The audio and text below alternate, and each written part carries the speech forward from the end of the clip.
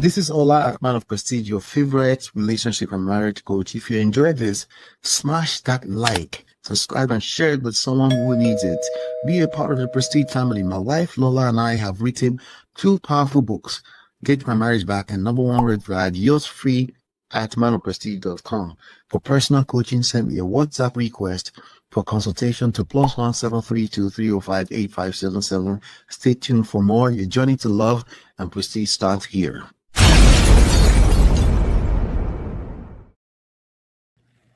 Welcome back.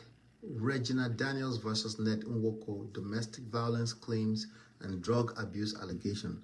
Let's get something straight from the start. Domestic violence in any form is unacceptable.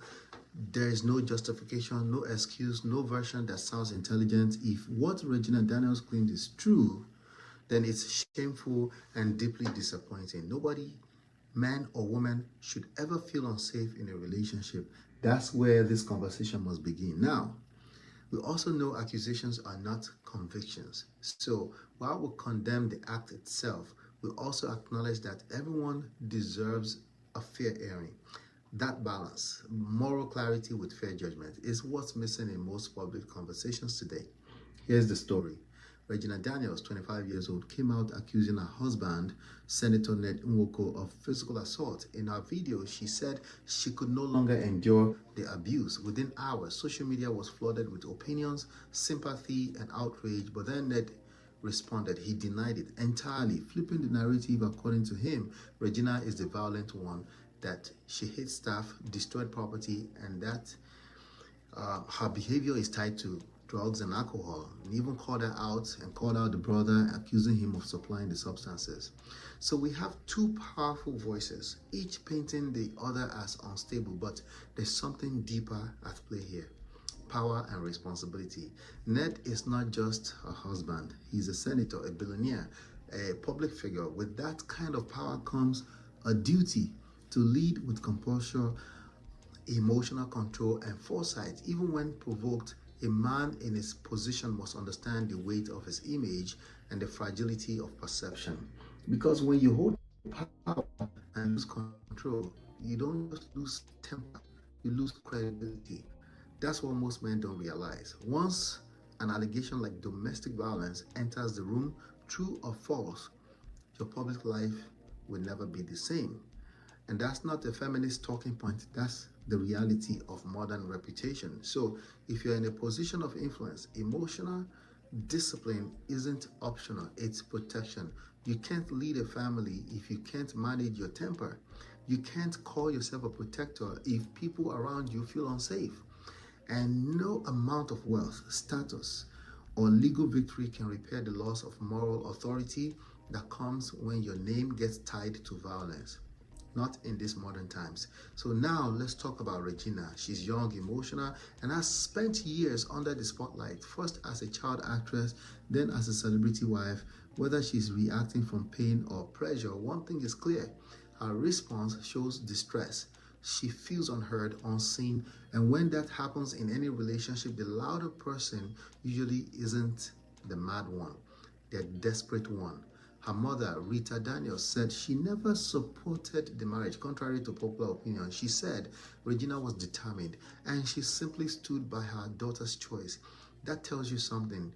This was not a carefully guided decision.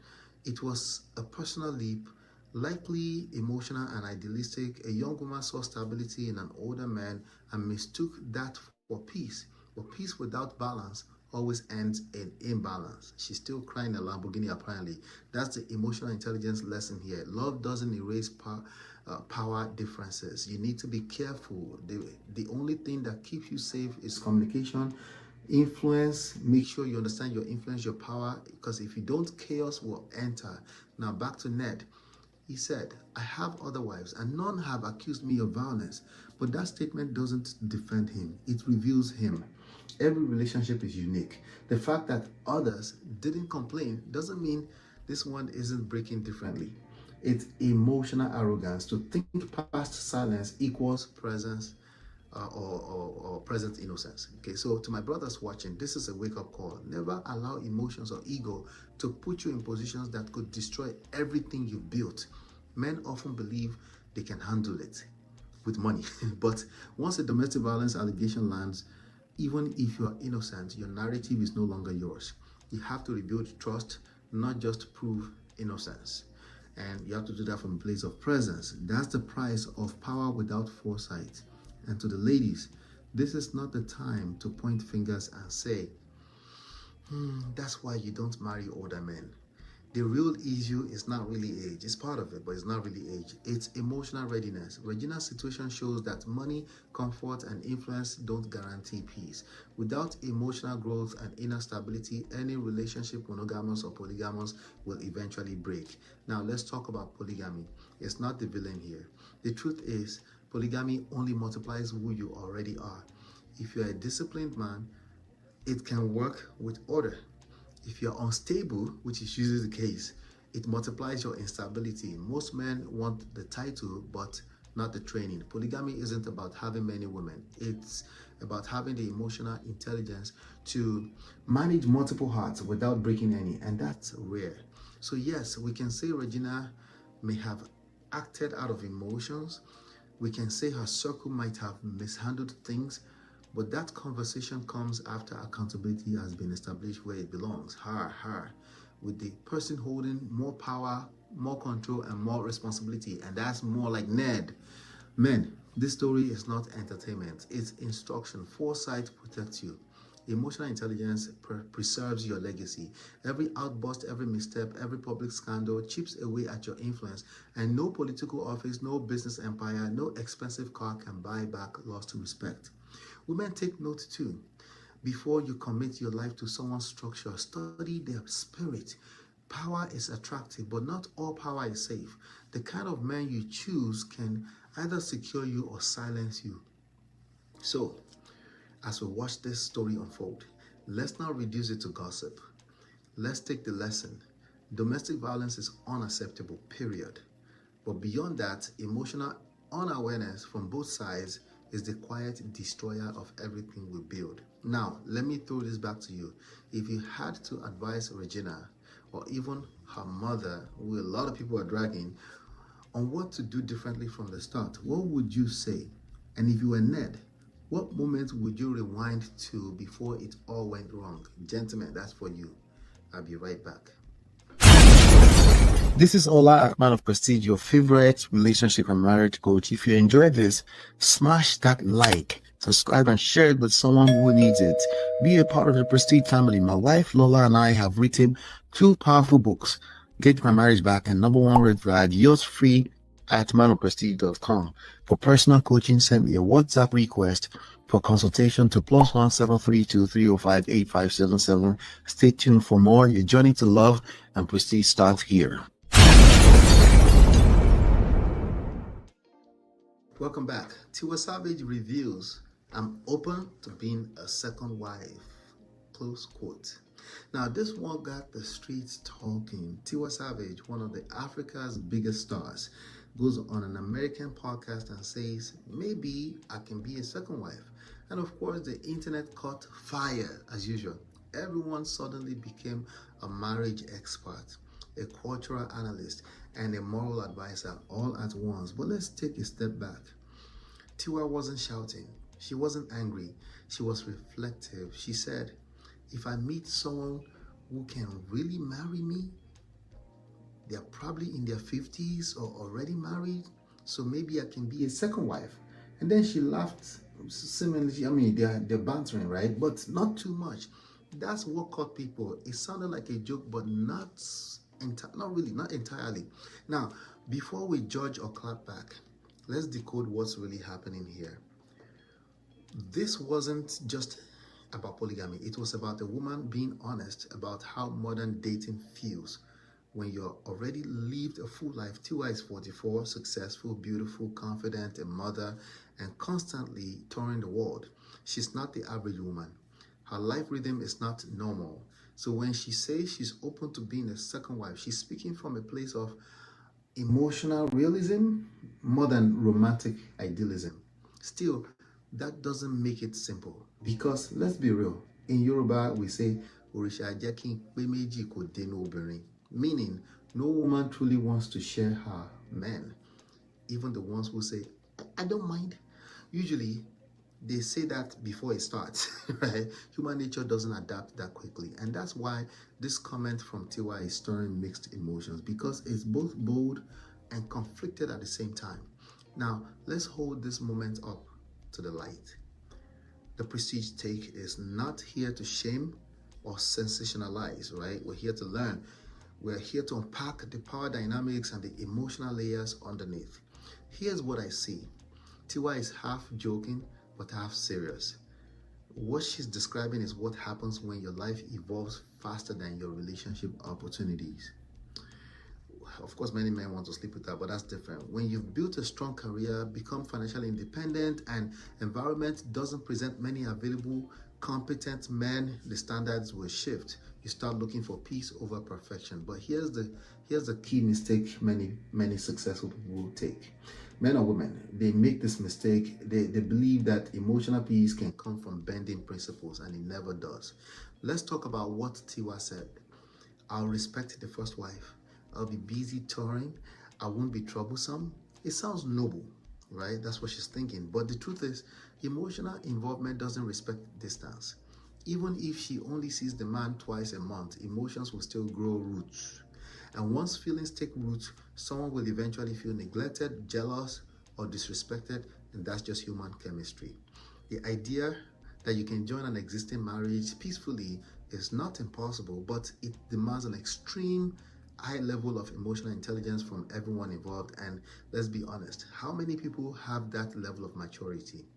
Now, let's address something deeper, the cultural backdrop.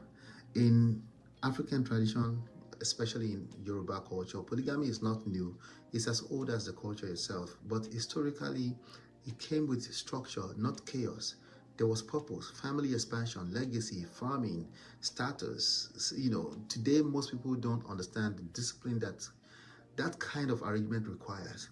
They only see the privilege, not the price. So when Tiwa says she's open to being a second wife, she's probably thinking Shadi Okoya. It sounds modern on the surface too, but emotionally is walking into an accident system with modern expectations, and that combination really works smoothly. Now, some people in the comments said, Madam Tiwa, even if you're nice, you're still sleeping with a husband. That's the stress you bring. And while that might sound harsh, it captures the truth. Love doesn't exist in isolation. Every emotional choice impacts someone else's peace. So here's the first layer of accountability. If you're the one with influence, visibility, and emotional power, you carry the greater responsibility to understand the consequences of your choices. Tiwa's honesty is refreshing, but honesty doesn't make something wise. She's not wrong for expressing her truth, but truth without foresight can lead to regret, disaster. And for the men, let's not skip your part. Many of you hearing Tiwa's words are thinking, see, even Tiwa Savage says she's open to being a second wife, polygamy. Calm down. This is not license for irresponsibility. Polygamy is not a shortcut to pleasure. It's a test of emotional governance. If you can lead one home with patience, empathy, and fairness, what makes you think you can handle two? You can't multiply what you haven't mastered. Every man wants to be respected, but few men want to earn it through self-control. The first wife doesn't hate the second one just because she exists. She hates what the situation says about her worth. And if you, as a man, don't create security in your home before expansion, you're not leading, you're gambling with people's emotions. Now, let's flip it again. Some might say Tiwa's comment was more symbolic. Maybe she's just using humor to express frustration about the scarcity of competent men. That's possible. Maybe she's really saying that I'm tired of searching. I just want something stable, even if it's not perfect. If that's the case, that's not desperation. That's fatigue disguised as flexibility. That's a disaster coming. But even fatigue can lead to dangerous compromise, because when you start negotiating your peace for companionship, you don't just lose options, you lose clarity. Let's bring in the prestige lesson. Marriage has 7 purposes: romance, companionship, family, legacy, multiplying, nation building, legal structure, recognition, personal growth. None of these can be sustained by half involvement. Even if you tick all 7 boxes, the one that matters most, growth, requires full attention. You can't grow emotionally in a divided relationship. You might feel loved, but you won't feel whole. So here's what I'd say to Tiwa and to anyone thinking along those lines. Being open to love is beautiful, but being open to less than peace is dangerous. Don't use independence to justify emotional shortcuts. You can choose to wait, but don't choose to settle for something that contradicts your long-term peace. And to ladies who quietly agrees with her, ask yourself, are you looking for marriage or meaning? Because marriage without purpose is just paperwork. A ring is not a proof of fulfillment. Alignment is. To the men, stop chasing status through women's submission. Leadership in love is not dominance. It's emotional responsibility. If you can't create safety, you don't deserve loyalty. At the end of the day, Tiwa's statement isn't bad, it's human. It's a window into how complex love becomes for successful people in a modern world. All these 6 figures everywhere. But as much as we understand her, we must remind ourselves convenience is not the same as connection. And peace of mind cannot coexist with divided affection. It's a house built divided against itself. So before we applaud or criticize, let's reflect. Tiwa spoke what many people they're secretly feeling this, and they may be in love and working their way, but instead of adjusting standards downwards, maybe we need to adjust patience upward. Now, let me ask you, do you think Tiwa was simply joking, or was she revealing a quiet truth about modern love and loneliness that most people are too proud to admit? I'll be right back. This is Ola, man of Prestige, your favorite relationship and marriage coach. If you enjoyed this, smash that like, subscribe, and share it with someone who needs it. Be a part of the Prestige family. My wife Lola and I have written 2 powerful books, Get My Marriage Back and Number 1 Red Flag, yours free at manofprestige.com. For personal coaching, send me a WhatsApp request for consultation to +1 732 305 8577. Stay tuned for more. Your journey to love and prestige starts here.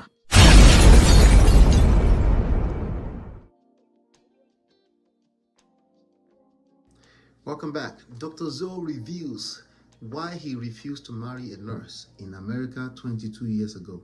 Let me tell you, when Dr. Zoe speaks, social media goes quiet, even if it's just for 5 seconds before everyone starts arguing. The man knows how to drop one line that feels harmless, but somewhat sets the entire internet on fire. This time he said something that got both laughter and side eyes. 22 years ago, most of my friends in the US were desperately looking for him to marry a nurse. They were looking for a nurse for him to marry. I nearly felt like I made a mistake marrying a school girlfriend who is a lawyer. Today, 85% of them nurses are divorced. People who marry nurses. And he's asking why. He's asking why. Baba is asking why. You see, that's classic Dr. Zoe. Playful tone, big claim, and one open-ended why that sends everyone into analysis mode. But beyond the laughter, this one touched a nerve, because anytime you mix marriage, nurses, and numbers like 85%, 90%, the conversation stops being funny. And before you know this, nurses from every corner, listen, everybody just scattered. Some are agreeing, some are disagreeing. Let's talk properly about this. Now, let's separate reaction from reflection, because Dr. Zoe didn't just drop a random line. He brought up something that's been floating in the community. You know, nurses and marriages, they don't go together. Back in the day, especially among Nigerians in the US, marrying a nurse was seen as the move. It's true. Nurses had stable jobs, strong values, good pay, and a path to residency or citizenship. It wasn't just love, it was logistics. So when Dr. Zoe said most of my friends were desperately looking for a nurse for him to marry, he was speaking about a mindset that once dominated. But when he added 85% of them are divorced, the energy, of course, shifted, like I said, because now it sounds like a critique. Like maybe he's saying those marriages didn't work because they married nurses. And that's where people took offense. But let's be honest, social media isn't known for nuance. What was probably meant as reflection got interpreted as insult. Still, there's a real conversation to have here.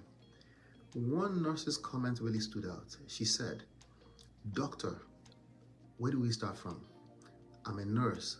Sad to say, I'm now divorced. Most of us see things in our day-to-day life that most families will never see in their lifetime. Because of that, we have a sense of how short life is. So we excuse a lot until it becomes dangerous to our health." She described how nurses face stress and even abuse at work, the constant exposure to sickness, pain, and death, and how that emotional toll can follow them home. She said, and I quote, "The husband who started with pushing his wife to slapping and hitting didn't think one day he would kill her." That line stopped me because it reminded everyone that the home is supposed to be the one place of peace, not another battlefield. She concluded, "I can choose that the only place I face violence is my workplace, not my home. I can create a reality where I walk into peace."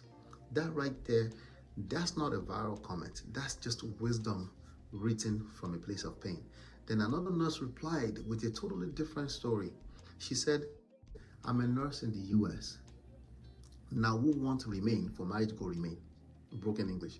"We are 21 years married now, and we've been working on our marriage together." I said together. Most marriages stop working on the marriage. It becomes more like a business relationship. The fire dies down, no tools to relight it.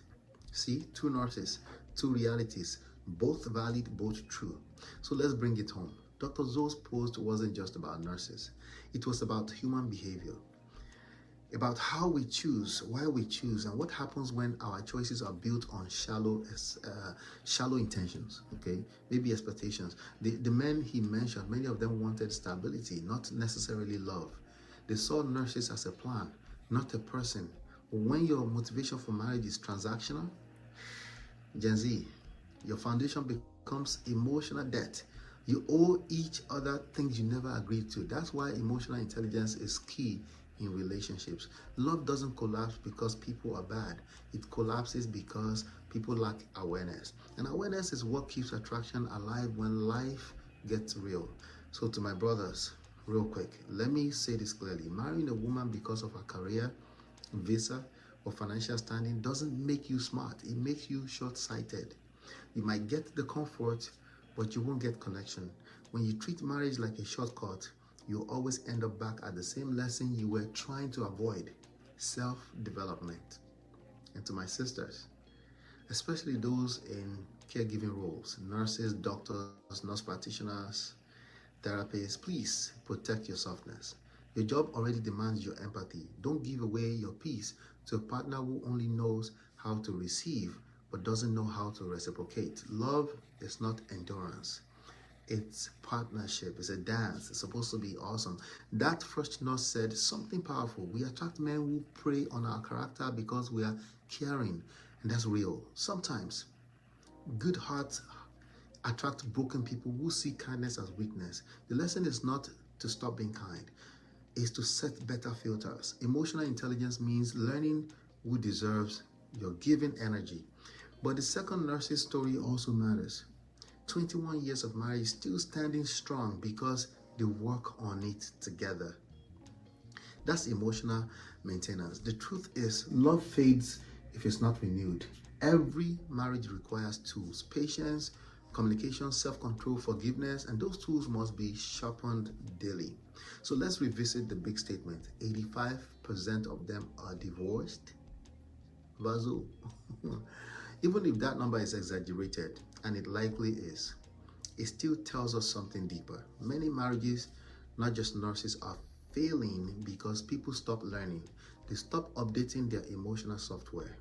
They think love will run on the same code forever. But no, relationships require new skills. As people evolve, you have to adapt as well. And honestly, this is why conversations like this matter, because too many people are learning about relationships Through jokes, not wisdom, we can laugh, yes, but laughter should lead to lessons. For me, the prestige take on this is simple. There's no such thing as a nurse problem or a lawyer solution. There's only the problem of humans not mastering themselves before trying to merge with someone else, or at least working on it now. Every profession, every background come with stress. The question is, have you built enough emotional intelligence to handle connection under pressure? And if we're honest, most of those 85% weren't ready for partnership, or they at least they're not working on it, right? So they're doing it for status, for structure, and all these other things, but not for the marriage. They're just doing management, and that's what we're dealing with here. And to Dr. Zoe, respectfully, sir, you know we love you, but generalizations are dangerous. When you are that influential, your words shape narratives, and the world don't need more blame. It needs lessons you can raise, and you're giving it, by the way. We can help heal the wound in the community. And so what's the takeaway? Simple. Every career, every calling comes with its emotional price, but peace is personal. You don't find it in another person's job title.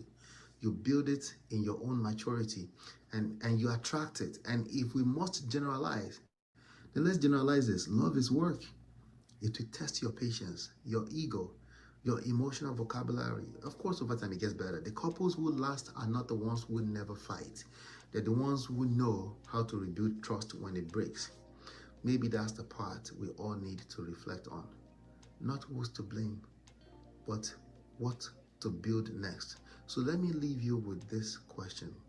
Do you think Dr. Zoe's observation exposes something real about how people choose partners? I actually want to learn more about how he does it so good, his marriage. Or do you think, here's the other question, do you think, never mind, just answer that question. I will be right back. This is Ola, man of prestige, your favorite relationship and marriage coach. If you enjoyed this, smash that like, subscribe, and share it with someone who needs it. Be a part of the Prestige family. My wife Lola and I have written 2 powerful books, Get My Marriage Back and Number One Red Flag, yours free at manofprestige.com. For personal coaching, send me a WhatsApp request for consultation to +1 732 305 8577. Stay tuned for more. Your journey to love and prestige starts here.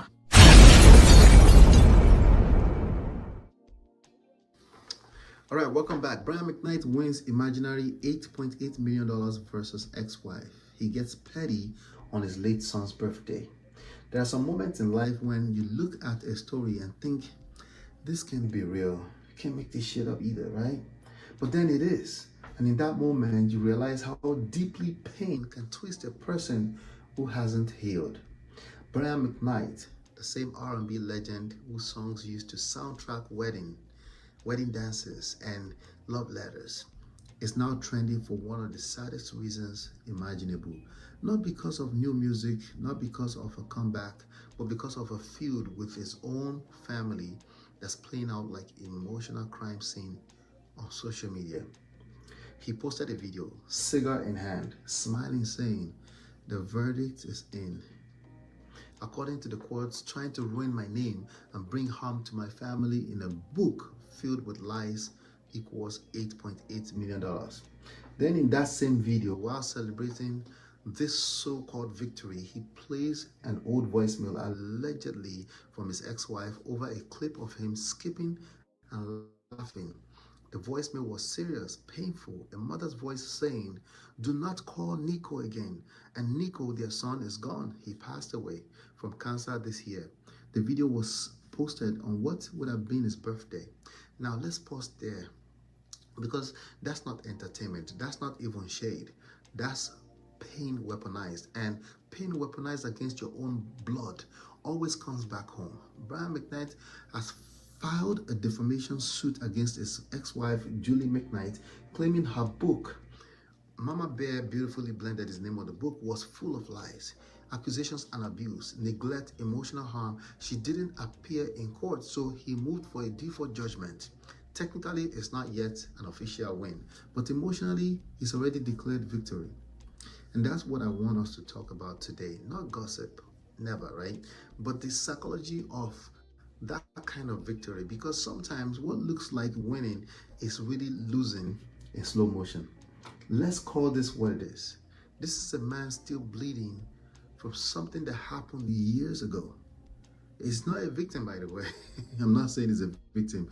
A man who built his career teaching the world how to love through music, now publicly showing the world how it looks like to lose emotional control.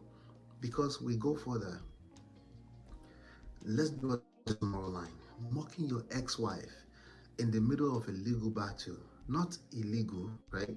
Not wrong, but not necessarily, but referencing is emotionally cruel. Celebrating the pain of someone who once shared your home, your children, your story, that's not strength, that's spiritual fracture. And yet, I'll say this too, he's not a monster. That's not what I'm saying here. He's a man who hasn't healed.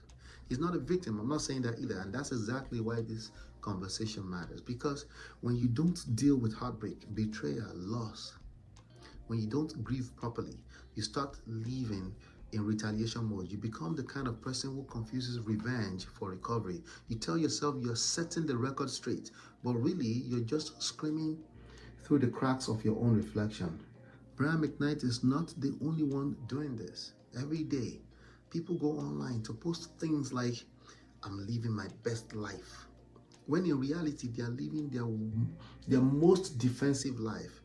It's not peace, it's performance. Now, I've seen people defend him, saying he has the right to clear his name. His ex-wife talked about him publicly too. And yes, legally speaking, you might be right. Everyone has the right to defend themselves.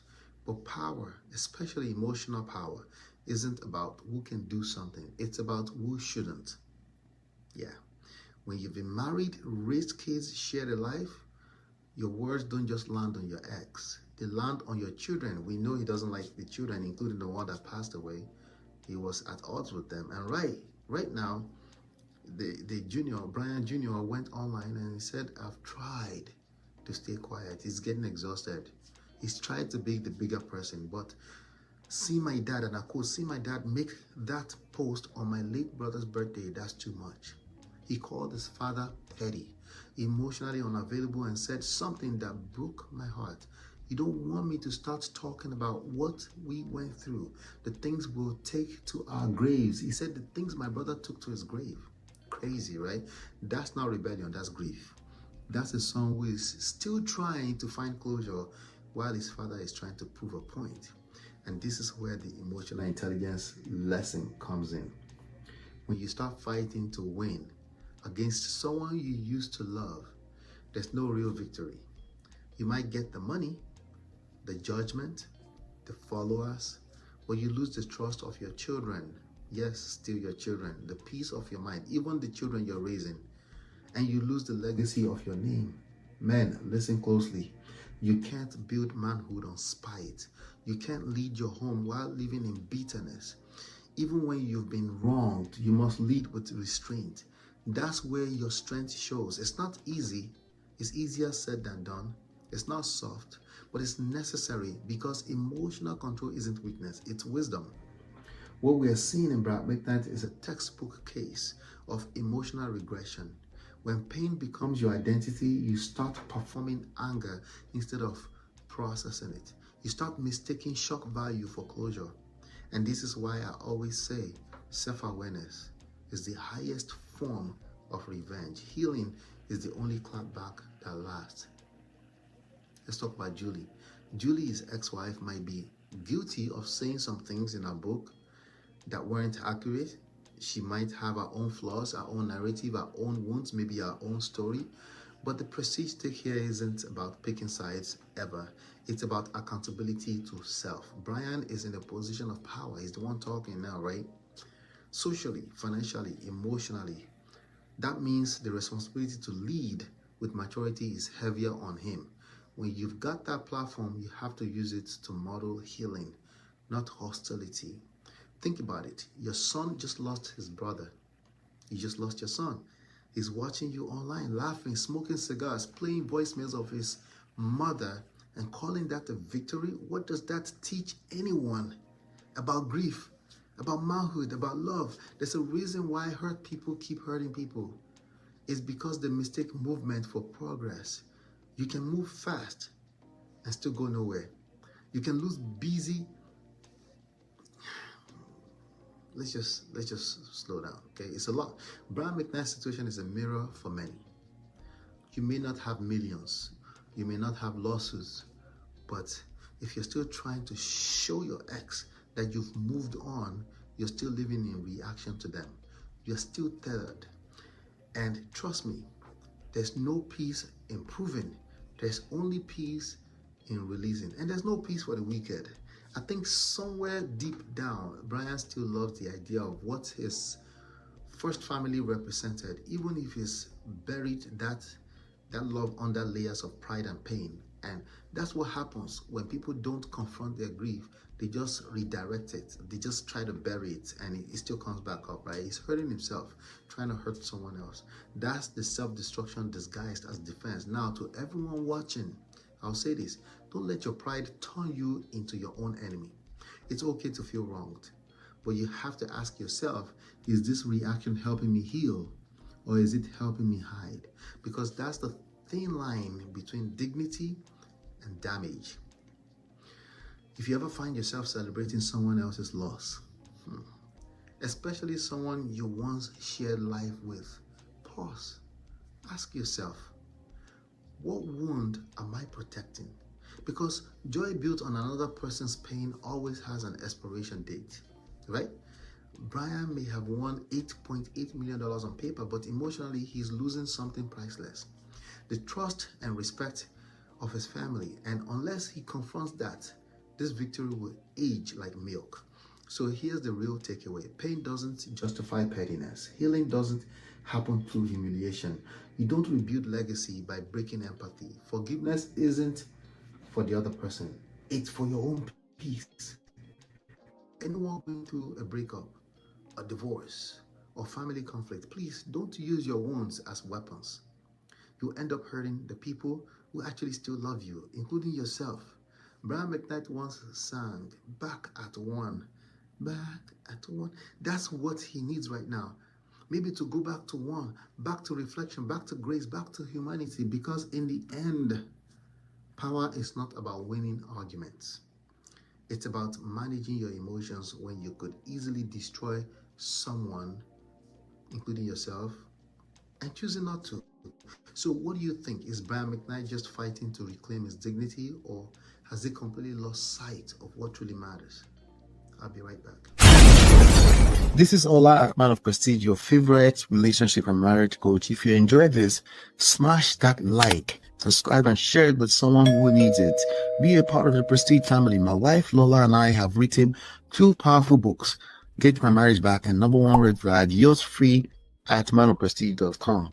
For personal coaching, send me a WhatsApp request for consultation to +1 732 305 8577. Stay tuned for more. Your journey to love and prestige starts here.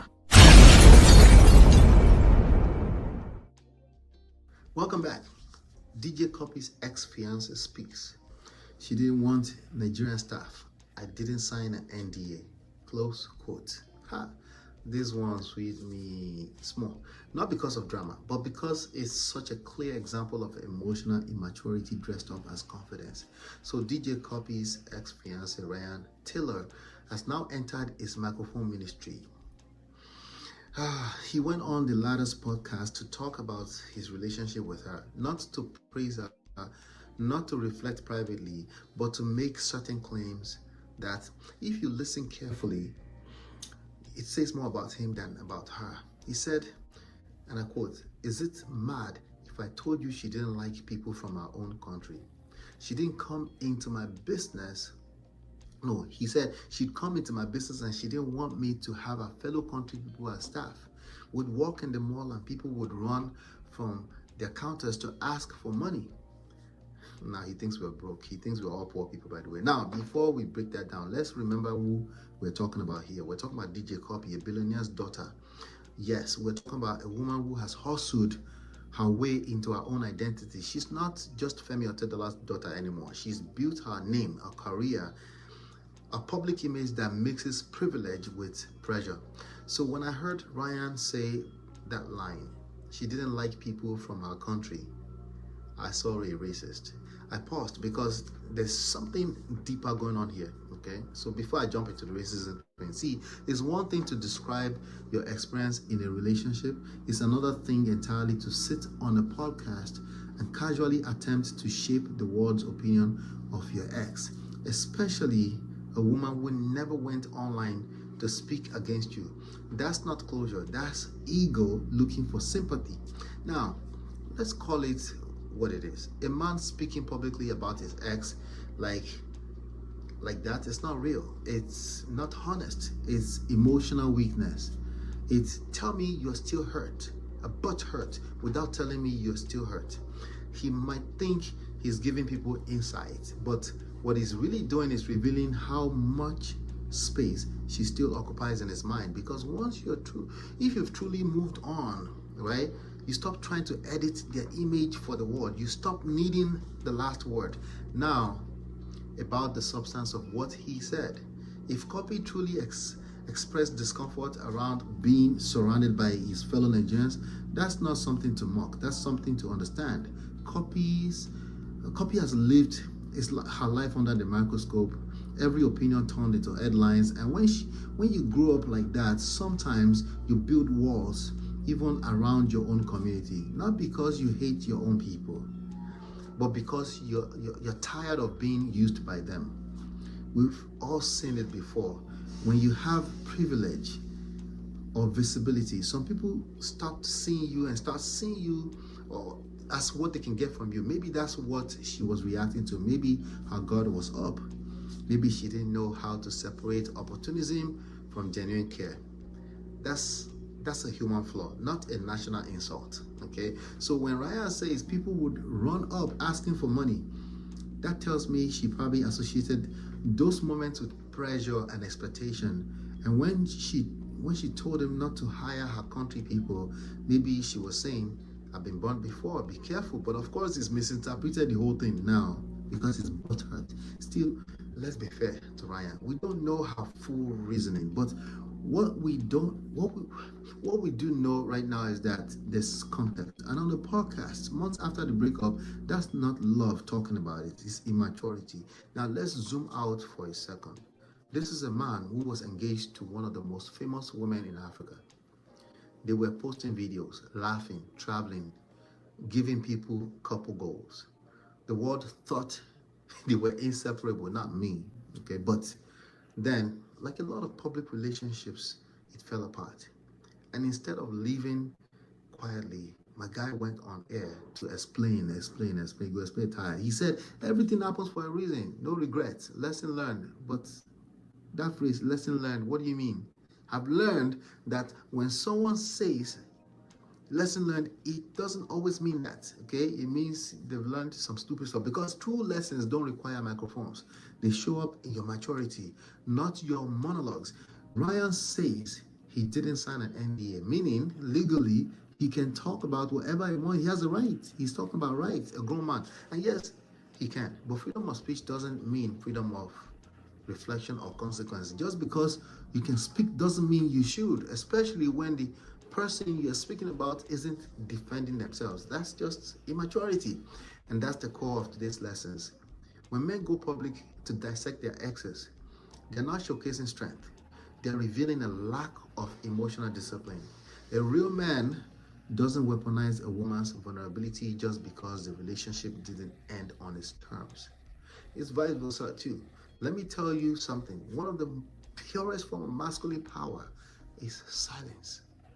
The ability to know something about someone, to know their flaws, their fears, their private moments, and still choose not to broadcast it.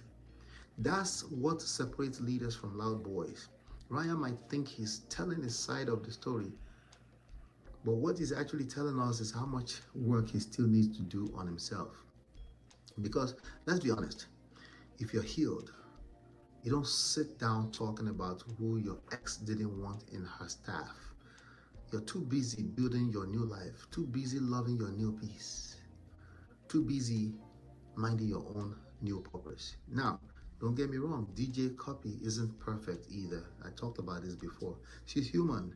And like many high achieving women, she's probably struggled with vulnerability, control, and maybe even overprotection. When you're constantly in a world where everyone expects something from you, it's easy to become guarded. But guarded doesn't mean guilty.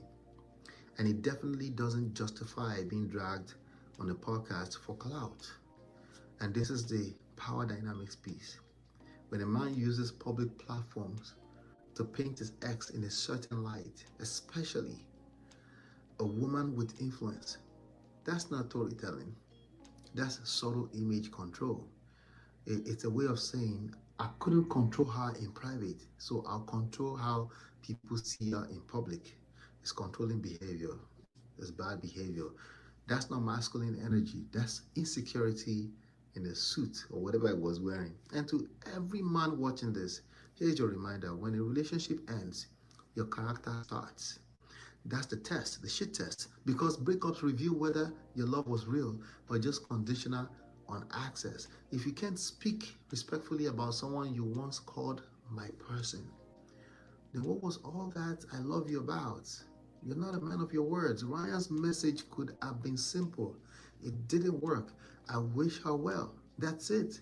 That shows masculinity. That's grace. That's prestige. But instead, he chose to talk about her alleged dislike for Nigerians, about mall encounters, about not signing DNAs like he's the hero of a breakup Nollywood movie. No, sir. You're not the hero. You're the ex who is still rehearsing his pain in public. In fact, you're the one that hates Nigerians. And people like you should stay away from our daughters. And for everyone listening, let this be your takeaway. The need to speak negatively about someone who's no longer in your life usually means that person still controls your emotion. It's not about truth, it's about unresolved ego. If you're really over them, you stop talking. You stop proving. You stop explaining. Explain. Because peace doesn't explain itself, it just exists. DJ Cuppy may have had her own flaws, but she's moved on. She's living her life, staying quiet, focusing on her growth.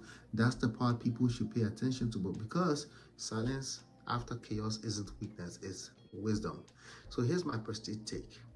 A man who still talks about his ex is a man who is still harboring her energy. Emotional maturity means learning to release without resentment. Yeah, it's easier said than done. You don't have to be the villain, but you also don't need to audition for the role of victim. Sometimes the most powerful thing you can do or you can say is nothing at all. And by the way, when you cross certain dimensions in relationships, this is to the copies, race, religion, age gap, crisis, will be loud once the breakup happens. It requires a lot of emotional intelligence because after the breakup, that's when people's real capacity for nuance shows. What used to be cultural difference during love can quickly turn into subtle prejudice, racism during pain, and that's what you're seeing here. Honestly, that's how I see it. And Ryan is exposing his unconscious racist bias. He didn't even realize he had when things were sweet. Now it's messy, and it's teaching us why awareness is key before mixing words you don't fully understand. So let me leave you with this. When love ends, do you think sharing your truth publicly is healing? Or is it just another way of keeping the wound open? I'll be right back. This is Ola, man of prestige, your favorite relationship and marriage coach. If you enjoyed this, smash that like, subscribe, and share it with someone who needs it. Be a part of the Prestige family. My wife Lola and I have written 2 powerful books, Get My Marriage Back and Number One Red Flag, yours free at manofprestige.com. For personal coaching, send me a WhatsApp request for consultation to +1 732 305 8577. Stay tuned for more. Your journey to love and prestige starts here. Welcome back. Donald Amamgbo fires back. Marriage was toxic. Sharon claims ambush. Marries Shawn Faqua. My people, another story here. You just have to breathe before talking. Because what we're witnessing right now between Donald and Sharon, a young lady who had just married, and Shawn Faqua, is the perfect reminder that peace and pride don't mix. One must bow from the other. Let's start from the top. Sharon had a wedding, beautiful wedding, that looked like a Nollywood fairy tale, love, joy, and even a train, literally a moving train wedding. It was fresh, creative, romantic, and her glow was the talk of social media. She gave testimony in church, thanking God for healing her from heartbreak and talking about how her previous marriage ended suddenly. One day, her husband just woke up and said, "I'm done." Now, pause there. A woman's testimony of healing is not an attack, not really, right? But because we're in the age of digital defense, her ex-husband, Donald Amamgbo, came out swinging. He released a detailed statement, and when I say detailed, I mean every paragraph was dripping with explanations. He explain. Receipts, VDM style, defense. He said he didn't just wake up one day to ask for a divorce. According to him, the marriage was toxic, full of quarrels, entitlement, disrespect, and financial chaos. He claimed Sharon even asked for a large portion of his wealth 9 months into the marriage. Then he gave what I'll call the philanthropist pain list.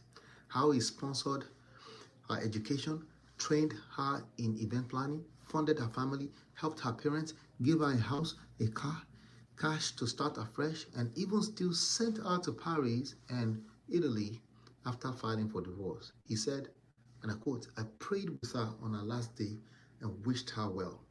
Now that part, "I prayed with her," would have been beautiful normally, but if only he stopped there, but he didn't. He went further to explain how he invested in her, how he shared,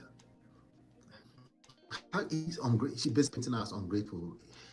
Basically, the new wife is bringing peace now, and that's we go explain because no evidence. All the good he did for next is no longer gratitude. It's score keeping. And scorekeeping always smells of ego. I learned this the hard way. You say you don't want to wash dirty linen in public, but you've already hung the whole laundry out on Instagram.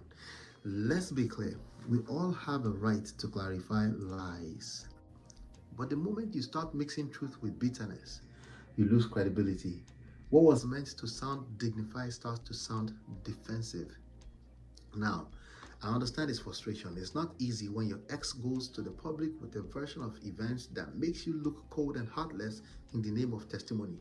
But maturity is knowing when to let your new peace speak for you. Because look at the timing. Sharon just got married. The world is celebrating her. You, as her ex, are already remarried and claiming peace. But instead of enjoying that peace, you're now trending online, writing epistles that sound like old wounds disguised as wisdom. My people, that's not peace. That's proof that peace never truly came. One of the biggest lessons in emotional intelligence is this: if you truly moved on, you don't need to explain the past. Silence is not weakness. It's not always power, but it's not weakness, okay? Especially when both parties have supposedly found their person. Now, to the ladies, Sharon's church testimony was heartfelt. It's cute, right? But it could have also been wiser, because even when your story is valid, timing and tone matter. A wedding testimony should be about grace, not grief. You're in a new chapter. Why flip back to the last page? I find it disrespectful to the new husband. Sometimes peace means resisting the urge to narrate your pain publicly, because the moment you do, you invite the past to perform again. And trust me, the past loves an audience, the attention. That's exactly what happened here. She spoke from healing. He responded from hurt. And now both look like they're still entangled. From what Donald wrote, there's something deeper at play. You can feel the pride of a man who gave and gave and gave. Sense the defensiveness of someone trying to prove he was not the villain.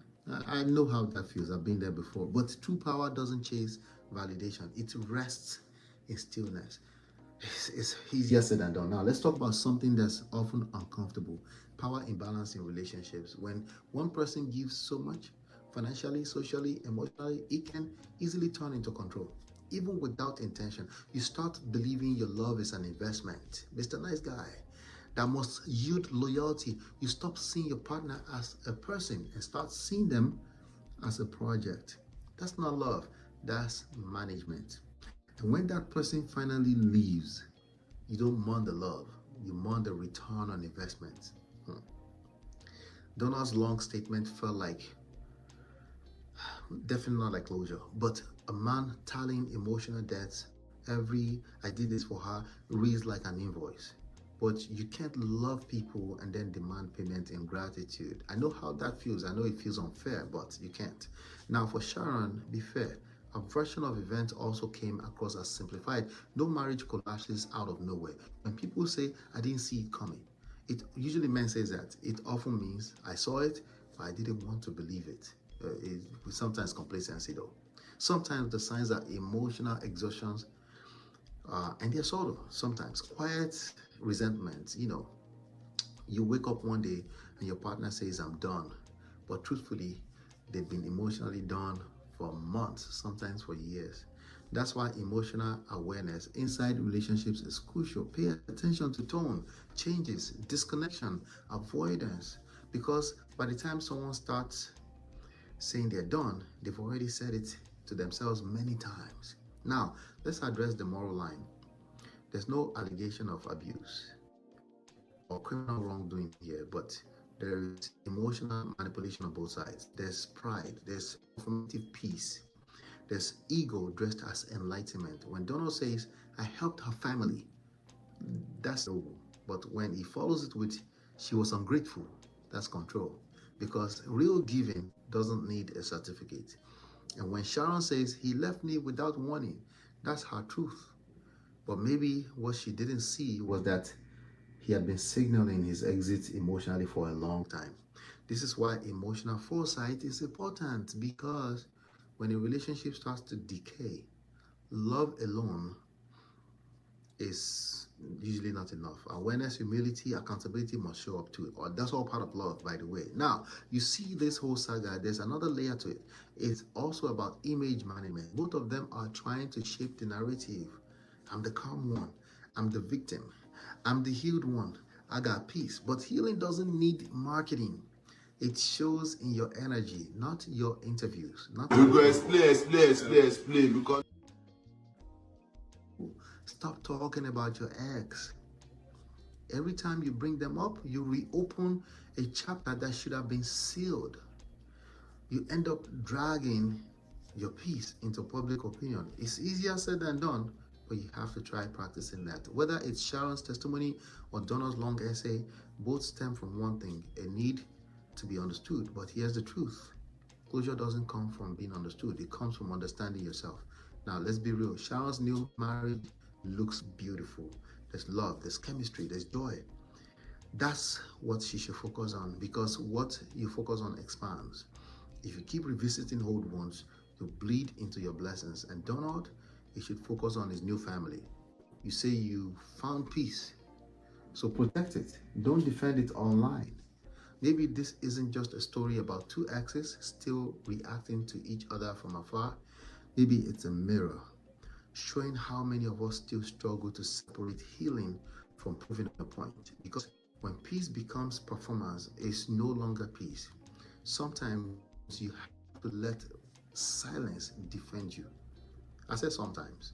Not because you're weak, but because true power never argues. It simply moves forward. So whether you're Sharon celebrating new beginnings or Donald explaining old wounds, remember, when the truth finally settles, it doesn't need your voice anymore. It speaks for itself. So let me ask you, Prestige family, when people share their story after moving on, do you think it's closure, or just a quiet way of saying, "I'm still not done"? I'll be right back. This is Ola, man of Prestige, your favorite relationship and marriage coach. If you enjoyed this, smash that like, subscribe, and share it with someone who needs it. Be a part of the Prestige family. My wife Lola and I have written 2 powerful books: Get My Marriage Back and Number One Red Flag. Yours free at manofprestige.com. For personal coaching, send me a WhatsApp request for consultation to +1 732 305 8577. Stay tuned for more. Your journey to love and prestige starts here.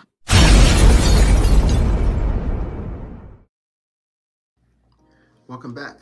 Pastor Bolaji Idowu's bold advice: don't build your man, only support him. My people, Prestige family, when Pastor Bolaji drops a word, the internet starts shifting chairs, right? Some men start adjusting their colors. Some women start exhaling like, finally, somebody say it out loud. This time, he said something that has the modern 50-50 crowd in shambles. He said, ladies, stop trying to build your man. You are not called to build him. You are called to support him. Now, that statement, simple as it sounds, has caused a small civil war online. Sorry for the beeps. Because many women, even many men who identify as more than 50-50 felt attacked. So what are women bringing to the table? Meanwhile, most women said, Pastor, thank you, I'm tired. Let's slow down and unpack this like adults. And Pastor Bolaji said women are not meant to build men. He was not talking about abandoning partnership or the family or marriage or being selfish. He was exposing confusion, the one that's been draining people emotionally and spiritually for years. The confusion between supporting and saving. Because too many women have been conditioned to prove love through labor. You meet a man still finding himself, and suddenly your heart turns into a construction site. You start paying rent, solving problems, mothering his emotions, and calling it love. You say, he has potential, yes, but does he have direction? Because if there's no vision, your support becomes unpaid project management. And Pastor Bolaji said something many don't want to hear. Once you become Bob the Builder, you soon become Mother Teresa. Meaning, once you start fixing him, you start correcting him. Once you start providing, you start preaching, the energy will shift. The romance will dry up, everything dries up, and the relationship will move from lover to parent-child. Now, let's not twist scriptures. Remember, Proverbs 14:1 says, a wise woman builds a house, yes, but that's her home, not her men. A wise woman builds structure around peace, purpose, and prosperity, but she doesn't create a man's identity for him. Okay? You can decorate the house, you make it a home, but he needs to set the tone. He needs to lay the foundation. Maybe you can help lay the foundation, but the difference between building with a man and building him is clear. One is partnership, the other is parenting. And honestly, most women are just exhausted. The modern woman has been made to believe that being strong means doing everything. Being the nurturer, the provider, the prayer warrior, the manager, the peacemaker, all at once. And the problem is not that she's unwilling. It's that she's unprotected because she's uncovered. Because here's the truth. When a woman feels safe, she will soften. When she feels secure, she will surrender naturally. When she feels loved, she will give without resistance. It's not that she doesn't want to pour. She just doesn't want to drown. So the Prestige Blueprint understands this clearly. Women are not refusing their gender role. They're refusing oppression disguised as leadership. A woman's nature thrives under autonomy and emotional safety. The moment she feels safe, she will bring life into everything around her effortlessly. You don't have to beg her to support. It's in our DNA. Now, to my brothers, let's talk the truth. Let's tell ourselves the truth. Let's call a spade, right? Men crave loyalty, admiration, and respect, not management. But respect is not demanded. It's attracted. Okay? True competence and clarity is your woman. If your woman can trust you, your direction, she will relax in her femininity and follow your lead. And that's the real message Pastor Bolaji was passing. Not insult, but alignment. Because today, many modern men feel offended by summons like this. They say, why can't women build two? We should build each other. But love doesn't work like that. Love flows one way at a time. Okay? It might look simultaneous, but it's one way, it's a dance. When a woman truly loves a man, her energy flows, nurturing, intuitive, powerful, but that flow needs structure. Without structure, her love becomes chaos. And when a man truly loves a woman, he provides structure, purpose, vision, not just money, but emotional safety. That's what allows her softness to flourish. You see, the 50-50 concept sounds fair in theory, but it's emotionally destructive in practice, because relationships are not led by arithmetic, they are led by alignment. You can't split leadership, you can only alternate energy. So yes, men and women both give, but never in the same way or at the same time. Okay, it might be at the same time, but never in the same way. The Prestige Blueprint teaches that love in its highest form flows from one person who is emotionally grounded. That person gives value first, not to control but to influence, not to expect but to activate. We trust the law of reciprocity, not the illusion of equality. When you give from abundance, life gives back. When you give from lack, resentment builds. That's why the wise don't chase mutual effort, whatever that is. They master personal power and give strategically. Support is beautiful when it's anchored in purpose, but when it's driven by desperation, it becomes draining. A feminine woman should never feel guilty for desiring protection or covering, and a masculine man should never feel small for providing it. These are not outdated ideas, they are divine designs. And here's where emotional intelligence comes in. Respect is not the same language for both genders.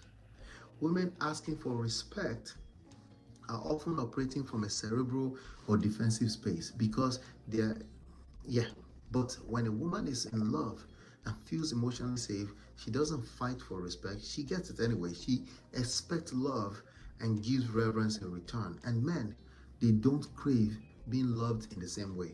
They want to be believed in, admired. They want to see the world. They want to see the world when the world doubts them. They want to see their woman doesn't doubt them. So when Pastor Bolaji said, you're not meant to build your man, you're meant to support him, it was returning order to a system that's been emotionally upside down. Women are not tired of giving. They're tired of giving without leadership. Okay, I'm talking about a typical man, not everybody. There are exceptions. And men are not tired of leading.